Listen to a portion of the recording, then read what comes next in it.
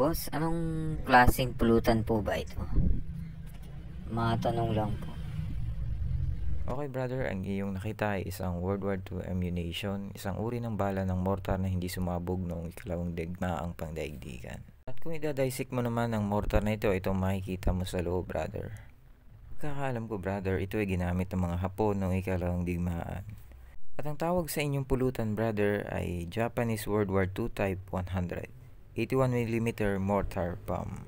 Kaya siguradong patay ang iyong mga kainuman kapag pinulutan nyo ito. Boss, matanong ko na rin, gano'n po kalayo ang kaya nitong patamaan? Pagkakaalam ko brother, ang inyong pulutan ay kayang umabot ng 3,000 yards.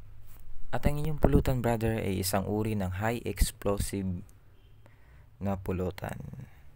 Boss, safe naman po ba ito? Kakasabi ko lang. Sino ba tong kausap ko? Pretty boy, ikaw ba yan? Hindi boss, hindi ako to. Hindi ko kilala yun boss. Sino ba yun? Tsaka mas pogi ako dun.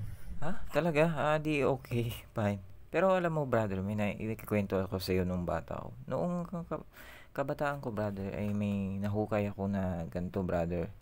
Nahukay ko sa aming gabihan. Napagkamalan ko siyang gabi brother. Mabuti na lang hindi ito sumabog brother kasi niluto ko ito brother sa apoy. At tingin ko safe naman ito brother, di ba? Tingnan mo ba naman yung niluto nyo rin naman, hindi rin naman sumabog. Kaya siguradong safe na safe yan brother. Pero para pa makasigurado tayo brother, wag nyo na lang talagang iluto brother. Baka mamaya sisihin nyo pa ako tapos mamaya sumabog naman pala brother. Ako pa ang madali nyo. Sige brother, ingat na lang brother. Wag nyo nang iluto yan brother kung ayaw nyo pang mamaalam. Sige brother, drive safe always and God bless. Bye bye brother. Thank you, bye bye. Peace out. Uy boss, huwag ka naman mabilis. Para ka naman lagi nagmamadali. Walang iya ka naman boss Isa na nga lang tayo magkupintuan Sige boss, susunod na lang.